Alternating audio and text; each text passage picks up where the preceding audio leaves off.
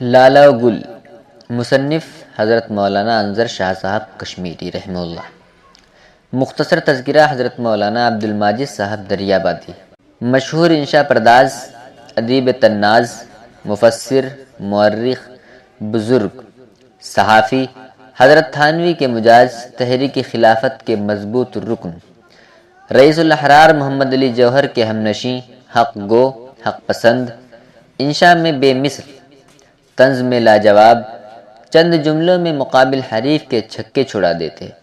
ان کا قلم رفیع سودا کی شاعری تھی، بگڑتے تو منانا مشکل، نامور صحافی ان سے پناہ مانگتے۔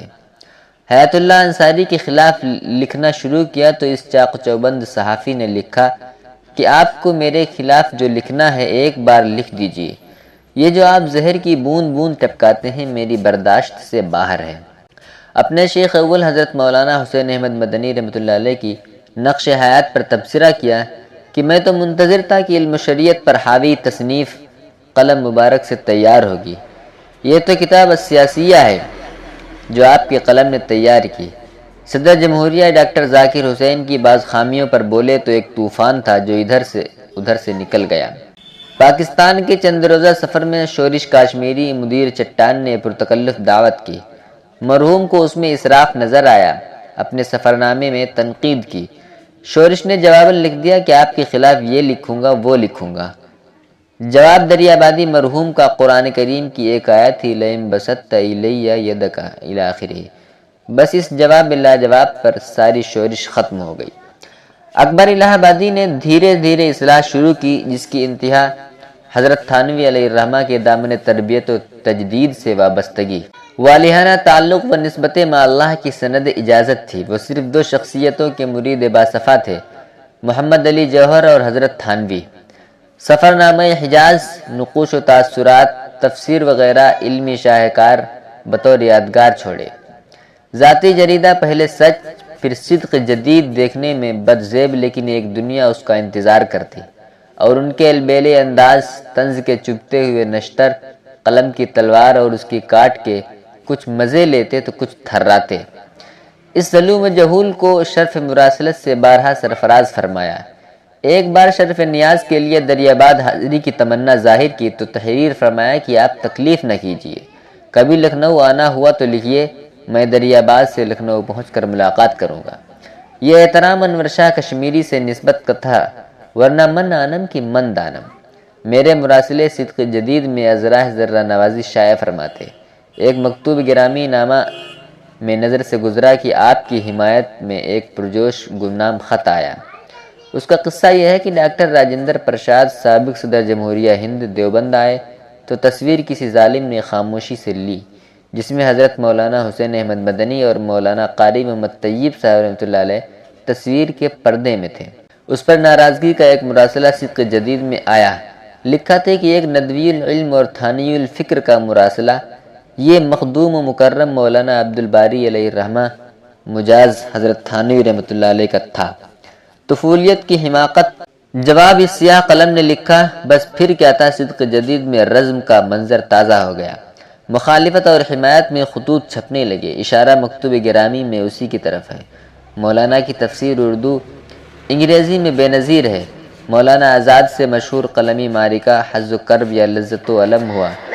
آزاد کو ایسے بھی نہ بخشتے۔ ایک بار سابق صدر جمہوریہ رادھا کرشنن کی تقریب تصوف کی حمایت میں اور مولانا آزاد کی بظاہر مخالفت میں ہوئی۔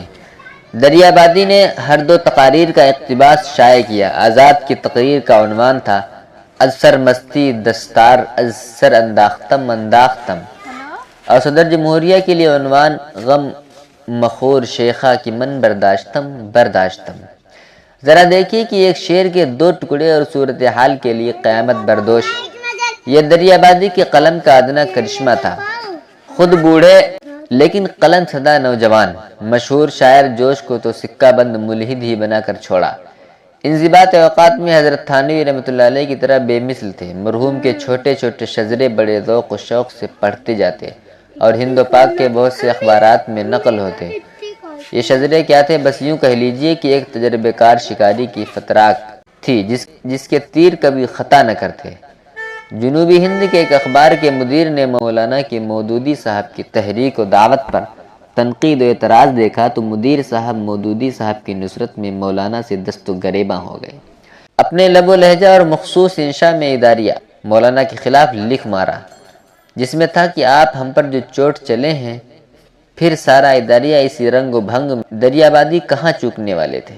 ان کی سطر نقل کی اور ہر سطر پر لکھا کہ صلی اعلیٰ۔ ماشاءاللہ کیا اردو ہے، کیسی بلند پایا انشاء ہے، صوفی نظیر کشمیری سے خوب چلتی۔ ایک بار انہوں نے لکھا کہ آپ کو منیت المصلی سے تا بخاری شریف پڑھا دوں گا۔ صبحگاہی تفریح سے اب 11 بجے واپس آ کر آپ کا شذرہ پڑھا، اسی پر یہ جواب مرسل ہے۔ مولانا نے جواب میں لکھا کہ تفریح سے 11 بجے واپسی آپ کی دماغی کیفیت کی بہترین ترجمانی ہے۔ صوفی صاحب اس پر ایسے بگڑے کہ جوش میں عبا و دستار بھی پھینک دی اور تند و تیز مراسلہ بھیجا۔ مولانا کا جواب صرف اتنا تھا کہ آپ کو یہ سن کر رنج ہوگا کہ میں نے آپ کا مراسلہ پڑھے بغیر کوڑے کی کنڈی میں ڈال دیا۔ غرض ہے کہ بڑے بڑے شیر افغن بھی مولانا کے نشتر کتاب نہ لاتے۔ کون کس وقت مولانا کی قلم کی تیغ بے نیام سے تڑپے گا کوئی نہیں بتا سکتا۔ سمپورنانند سابق وزیر اعلیٰ یوپی رشی راج ٹنڈن کو تو کبھی نہیں بخشا۔ مولانا آزاد کے سیکریٹری ہمایوں کبیر جو بعد میں مرکزی وزیر بھی ہو گئے، انہوں نے ایک بار اردو کی حمایت میں کوئی بیان دیا۔ دریابادی نے بیان پر عنوان چسپاں کیا، دیکھ کبیرہ رویا۔ غرض ہے کہ وہ اردو ادب کے ستون، انشاء میں بے مثال، تیر و نشتر میں بے عدیل، بے مثل محقق، 80 سے زائد عمر عزیز گزار کر دریاباد کی سرزمین میں یہ آسمان صحافت کا مریخ ہمیشہ کے لیے غروب ہو گیا۔ اللہ پاک ان کی مغفرت فرمائے۔ دوستو ویڈیو اچھی لگے تو لائک اور شیئر ضرور کریں۔